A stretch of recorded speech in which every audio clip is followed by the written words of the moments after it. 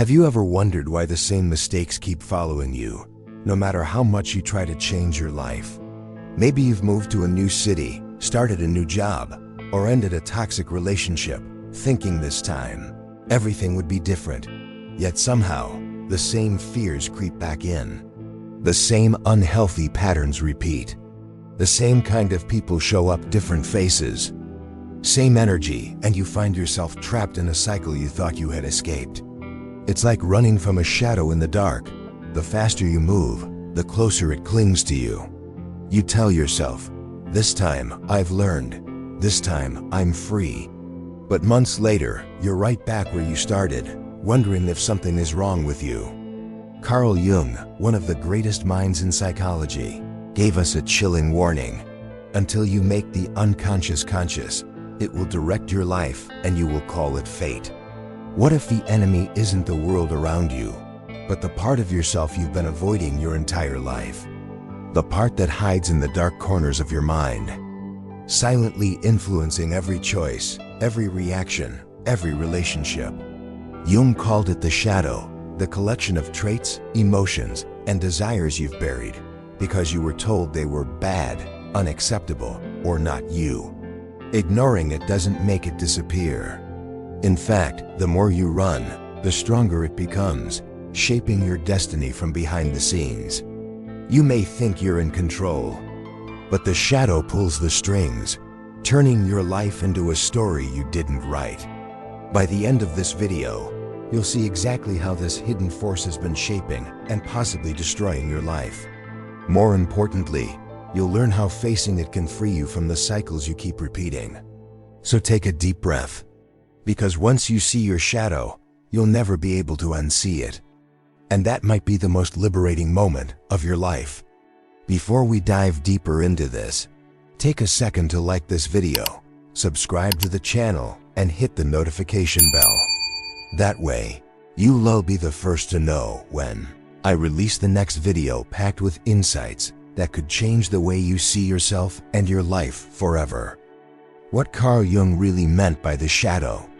When Carl Jung spoke of the shadow, he wasn't talking about something supernatural or evil in the Hollywood sense. He was referring to a very real, very human part of the psyche, a hidden side of ourselves that we often deny, suppress, or pretend doesn't exist. The shadow is the unconscious storehouse of everything you reject about yourself. Your weaknesses, your insecurities, your jealousy, your anger, your lust, your selfishness, your shame.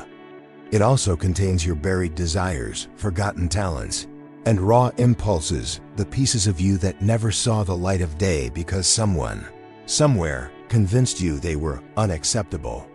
From the moment we are born, society begins shaping us. Parents, teachers, religious leaders, friends, they all teach us what's good and what's bad, what's acceptable and what's unacceptable. And to be loved, accepted, or even just to survive, we learn to push down the traits that threaten rejection. Maybe you were told, don't be so emotional, so you buried your sensitivity. Maybe you were scolded for being too loud or too angry, so you hid your assertiveness. Maybe you were punished for being curious about topics adults were uncomfortable with, so you locked away your natural curiosity about intimacy or human nature. Over time, these disowned parts don't vanish, they sink into the unconscious. Jung called this the shadow, and it is anything but passive. Think of it as a locked basement in your mind where you've been throwing everything you couldn't deal with. You toss in the anger you weren't allowed to express, the grief no one wanted to hear about, the desires you were told were wrong. The door slams shut. You turn the key. You try to forget. But here's the truth Jung wanted you to understand. That basement never stays locked forever. The shadow leaks out in your reactions, in your relationships, in your choices. You see it when you overreact to something small, when you despise a trait in someone else without realizing you have it too, when you sabotage your own success because deep down you don't believe you deserve it. This is where Jung's brilliance comes in. He didn't label the shadow as purely negative. In fact, he argued that the shadow isn't bad at all, it's untapped energy. He wrote, The shadow is a moral problem that challenges the whole ego personality, for no one can become conscious of the shadow without considerable moral effort. To become conscious of it involves recognizing the dark aspects of the personality as present and real. In other words, the shadow is not your enemy, it is a part of you that holds immense power if integrated. Your suppressed assertiveness could become healthy confidence. Your buried sensitivity could become deep empathy. Your ignored passions could become your life's work. But here is the paradox: what you refuse to face in yourself will control you from the dark. Jung famously said, "Until you make the unconscious conscious, it will direct your life and you will call it fate." This is why the shadow matters. It's not just an abstract idea. It's the hidden scriptwriter of your life story. If you don't consciously engage with it, you'll keep repeating the same patterns, falling into the same traps, attracting the same kinds of people, and wondering why nothing changes. The shadow isn't just lurking in your mind. It's actively shaping your reality. Think about the last time you had an irrational reaction to something. A disproportionate anger at a small slight, a sudden wave of jealousy over something trivial, a deep discomfort around a certain kind of person. These are clues. The shadow speaks in emotions, in projections, in those moments you feel not yourself. Facing it is not about erasing it. Jung was clear. We don't defeat the shadow, we integrate it. We shine a light on it, understand it, and reclaim the parts of ourselves we've been hiding from. Only then can we stop being puppets of our own unconscious. And this is where your real power lies. The shadow is raw energy.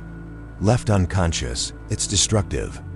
Brought into the light, it becomes fuel for growth, authenticity, and self-mastery. So the question is, are you willing to open that basement door? Because the longer you keep it locked, the more it will find ways to break out, and it won't ask for permission. The price you pay for ignoring your shadow. When you ignore your shadow, you don't erase it, you hand it the steering wheel of your life. And the truth is, most people are living this way without realizing it. They believe they're making conscious choices, but in reality, they're acting out patterns scripted by the very parts of themselves they refuse to face. The first sign is repetition. You keep running into the same problems, just in different settings. You leave one toxic relationship, only to find yourself with someone who treats you in eerily similar ways. You quit a job to escape a controlling boss, and your next boss has the same energy, the same triggers, the same ability to push your buttons. On the surface, it looks like bad luck. But as Jung warned, until you make the unconscious conscious, it will direct your life and you will call it fate. Another sign is emotional explosions that seem to come out of nowhere. You find yourself overreacting to small inconveniences, lashing out at loved ones over minor mistakes, or shutting down completely when confronted. These moments often feel alien, like, that wasn't me. But it was the shadow breaking through, demanding attention after years of being ignored. Then there's self-sabotage, the quiet, subtle ways you block your own success. You procrastinate on opportunities you've been waiting for. You end promising relationships over small misunderstandings. You talk yourself out of taking risks that could change your life. Deep down, you may feel unworthy. And that hidden belief, buried in the shadow, works tirelessly to make sure reality matches the story you're telling yourself. The psychological mechanism behind much of this is something Jung called projection. When you can't accept a trait within yourself, you unconsciously project it onto others. You start seeing in other people what you refuse to see in yourself. Here's how it looks in real life. You call someone selfish for setting boundaries, when in reality, you're terrified to face your own selfishness or your inability to protect your needs. You judge someone for being too ambitious, while secretly resenting yourself for playing small. You get uncomfortable around confident people, not because they've done anything wrong, but because they remind you of the confidence you've buried. Projection distorts reality. It convinces you that the problem is out there, when in fact, the trigger is within you. And as long as you keep pointing the finger outward, you'll never address the root cause.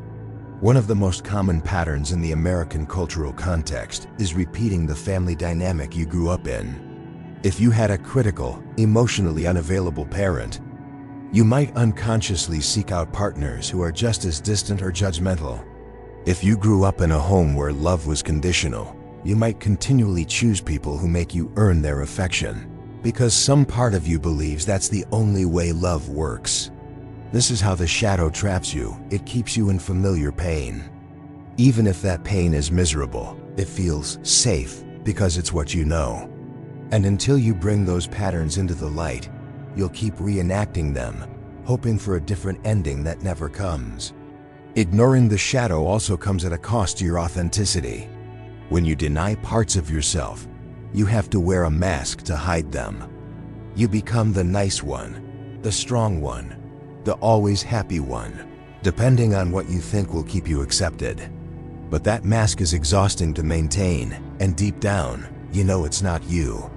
Jung put it simply, the shadow ignored becomes the shadow in control. If you don't face it, it will find ways to control your behavior, shape your relationships, and limit your potential. It will keep you small, stuck, and dependent on the very dynamics that are hurting you. And here's the hardest truth, you cannot outrun it. Changing cities, changing jobs, changing partners, it won't matter. Wherever you go, your shadow goes with you. The only way to break the cycle is to stop running and turn around to face it. That's the moment everything begins to change. But until you take that step, the shadow will remain your silent puppeteer, pulling the strings while you convince yourself you're dancing freely. You've seen what happens when the shadow runs your life from the dark, repeating the same mistakes, sabotaging your own success, and projecting your hidden wounds onto others. The question now is, how do you stop it? How do you take back control from a part of yourself you've spent years avoiding? Carl Jung was clear, the shadow will not dissolve on its own. Ignoring it is like ignoring a fire in your basement. It will keep burning until you decide to go down there and face it. This is the work of integration, and it begins with courage. Not the dramatic, cinematic kind, but the quiet, steady courage to look honestly at yourself without turning away. The first step is deceptively simple, yet deeply challenging: self-observation. Self-observation is the foundation of all shadow work. Without it, you're navigating blind, unaware of what's truly controlling you from the unconscious. With it, you begin to notice the subtle sparks that ignite your biggest emotional reactions, the hidden threads connecting your present behavior to past wounds. The most reliable clues to your shadow are your strongest emotional reactions. Ask yourself, why this reaction? Why this intensity? Often, the heat of the emotion is not about the current moment. It's about something older, buried deep. Irritation toward a confident coworker might mask your own suppressed confidence. Resentment toward a friend who sets boundaries might reveal how you've abandoned your own needs. These moments are not random. They re-invitations to see the parts of yourself you've locked away. This work requires radical honesty. We are masters of self-deception, polishing our stories to make ourselves look better. Journaling slows your mind, forcing you to see the raw truth in your words. Meditation creates space to witness your thoughts without judgment, revealing which ones carry the emotional weight of the shadow. In this stage, the goal is not to fix or correct, only to see. Jung taught that awareness itself begins to loosen the shadow's grip. If you are ready to go deeper into this process, watch the full video where I break down the practical tools for shadow integration. And if this message resonates with you, like this video, subscribe for more deep explorations, and share your thoughts in the comments so we can grow and exchange insights together. Step 2. Journaling therapy. Creating a safe space to converse with your shadow. Once you've begun to notice the signs of your shadow through self-observation, the next step is to give it a safe space to speak. Think of this as creating a private meeting room inside your life, a place where you and your shadow can sit down and have an honest, unfiltered conversation. Most people make the mistake of either ignoring the shadow completely or letting it burst out in uncontrolled ways during conflict. Both are dangerous. Suppression keeps the shadow working in secret, while uncontrolled expression can damage relationships and reinforce the very shame that put those traits in hiding to begin with. The middle path is conscious expression, acknowledging what's there in a controlled, intentional way. Two of the most powerful tools for this are journaling and therapy. Journaling, the mirror that doesn't judge. When you journal, you give yourself the freedom to say what you can't say out loud. A blank page has no opinion, no facial expression, no social consequence. This makes it the perfect container for your raw, unedited truth. Start by writing about the emotional triggers you've been noticed in step 1. Be as specific as possible. Describe the situation, the people involved, the exact words or actions that set you off, and most importantly, how you felt in your body. Did your chest tighten? Did your hands clench? Did you feel heat rising in your face? These physical clues often point to old, unprocessed emotions stored in the body. Next, let yourself write the unacceptable thoughts. If you feel jealous, write down exactly why. If you feel rage, let it pour onto the page without worrying about whether it's right or reasonable. This is not about acting on those feelings, it's about giving them a voice so they no longer need to sneak out in destructive ways. Jung understood that the shadow thrives in the dark. Journaling is like shining a flashlight into that darkness, one page at a time. Over weeks and months, you'll begin to see patterns, recurring fears, repeated stories, similar emotional wounds that reveal the architecture of your shadow. Therapy, a guided exploration of the unconscious. While journaling is deeply personal, therapy offers something equally valuable, a witness. Having a trained professional to reflect back what they see in your words, expressions, and behaviors can be like holding up a mirror you didn't know existed. A skilled therapist won't just listen. They'll help you connect the dots between your present triggers and your past experiences. They can gently point out when you're projecting, when you're minimizing, or when you're avoiding a deeper truth. This can be uncomfortable, even confronting, but it's often where the most profound breakthroughs happen.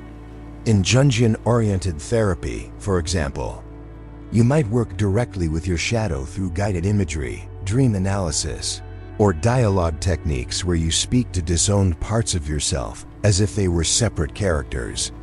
These methods bypass the rational mind and allow the unconscious to express itself more directly, creating safety for the conversation. Whether you choose journaling, therapy, or both, the key is to create an environment of psychological safety.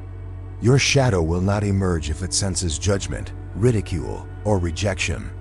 That is why this work must be done in spaces where you feel completely free to be honest, whether that is your private journal or the presence of a trusted therapist.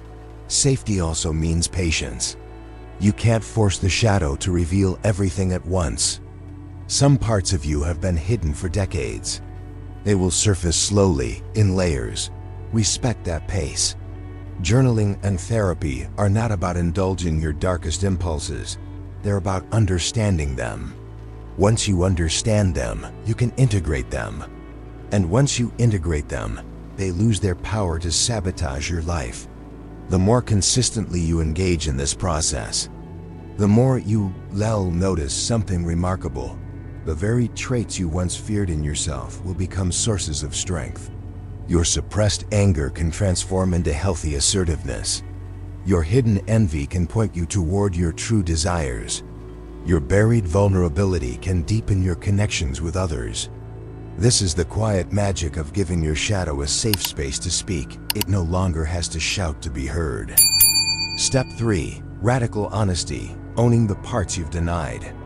At this stage, you've already begun to notice your shadow through self-observation and have created a safe space for it to speak through journaling or therapy. Now comes the most confronting and liberating part of the work, radical honesty. Carl Jung famously said, One does not become enlightened by imagining figures of light, but by making the darkness conscious. Radical honesty means looking at the aspects of yourself you've buried and saying, without excuse or evasion, yes, this is me. It's about owning what you find, even when it doesn't fit the image you've built for yourself. Maybe you've seen flashes of jealousy you didn't want to admit, or moments of selfishness, resentment, arrogance, or cowardice. Your first instinct might be to explain them away. I was tired, or they provoked me, or that's not the real me. But the truth is, these parts are the real you. They may not be the whole of you, but they are in you, and denying them only gives them more power to act from the shadows. Why radical honesty is so difficult? We spend our lives trying to be good in the eyes of others, parents, teachers, friends, employers, partners. Over time, we internalize an idealized version of ourselves, a mask that hides anything that might threaten acceptance or love. Admitting to ourselves that we are capable of pettiness, cruelty, greed, or envy feels dangerous because it challenges that ideal. It forces us to face the fear that maybe we're not as good as we think. But Jung's insight was that wholeness, not goodness, is the goal. Wholeness requires integrating the full spectrum of who you are, not just the parts that win approval. The power of owning your darkness. When you acknowledge your darker impulses, you gain the power to choose how to express them, or whether to express them at all. For example, owning your capacity for anger allows you to channel it into assertiveness instead of letting it explode destructively. Acknowledging your jealousy helps you see what you truly desire, turning it into motivation instead of resentment. Admitting to selfish tendencies lets you consciously decide when to prioritize your needs without guilt, rather than pretending you're always selfless while quietly resenting others. Radical honesty turns unconscious impulses into conscious choices. The traits themselves don't vanish, but they stop hijacking your behavior without your consent. Facing the resistance.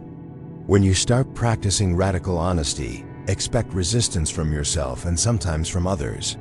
Your ego will try to protect the old self-image, whispering that these parts are not you. Friends or family might be uncomfortable seeing your own traits that they've also buried in themselves. This is why courage is essential. As Jung warned, making the darkness conscious is not a pleasant journey, it's a dismantling of illusions. But it is the only path to true inner freedom. Practical ways to practice radical honesty. Speak it in your journal. Write, I am capable of, and finish the sentence with whatever you've been avoiding admitting. Do this without censoring yourself. Say it out loud. Sometimes hearing yourself acknowledge it makes it more real. Say it in the mirror or to a trusted friend or therapist. Notice your excuses. Each time you find yourself explaining away a reaction or behavior, pause and ask, what if I just admitted the truth instead of justifying it? The freedom on the other side. Radical honesty is uncomfortable because it dismantles the illusion of perfection. But once you've let go of that illusion, something extraordinary happens. You stop living in fear of being found out. There's nothing left to hide. You realize that admitting your flaws doesn't make you weaker, it makes you whole. And from that wholeness, you can engage with life from a place of authenticity instead of performance. The shadow will always be with you. But once you've looked it in the eye and said, I see you, and I accept you, it no longer needs to control you from the dark. If you're ready for this step, you're ready for the final stage integration, where all the parts of you, light and dark, begin to work together instead of against each other. The final word, your shadow is waiting. We began with a question. Have you ever wondered why the same mistakes keep following you no matter how much you change your life? Now you know, it's not bad luck, it's not fate. It is the part of yourself you've been avoiding, the shadow quietly shaping your choices and directing your life from the dark. If you ignore it, nothing will truly change. You can move cities, change jobs, or find new relationships, but the same patterns will return because the same unconscious forces are still in control. Carl Jung warned us, until you make the unconscious conscious, It will direct your life, and you will call it fate. Think about how much energy you've spent running from your anger, shame, envy, and fear. You've buried them under achievements, distractions, and busy schedules, but they always find you. You can keep running, but the shadow never tires. Why you must face it. Facing the shadow breaks the cycle. The traits you once feared, anger, envy, selfishness, can be transformed into strength, ambition, and healthy self-respect. Integration doesn't erase your darkness, it teaches you how to use it. Start small. Start today. Don't wait. Pick one reaction from your recent life that hit you hard. A flash of jealousy, an outburst of anger, a sudden wave of resentment. Trace it back to its root. Ask, what part of me have I been refusing to see? You don't need all the answers at once. Asking the question is already loosening the shadow's grip. The cost of doing nothing. If you turn away, life will keep sending you the same lessons until you face them. The shadow is patient. It will wait years if it must, but you don't have to give it that time. Beyond yourself. When you stop projecting your wounds, you change your relationships. When you stop letting fear decide, your work transforms. When you own all of yourself, you inspire others to do the same. Imagine living without fear of being found out, because you've already owned every part of you. That's the freedom shadow work offers, but only you can open that door, your challenge. Before you leave, choose one moment from your past week and trace it to its root. Write it down, sit with it. Your shadow won't stop until you face it. Stop running. Take one step today and take back your life. Subscribe now and let's walk this path together. If this video woke something up inside you, hit the like button. It helps this message reach more people. Subscribe and turn on the notification bell so you don't. And I want to hear from you. Drop a comment below and share the lesson or insight.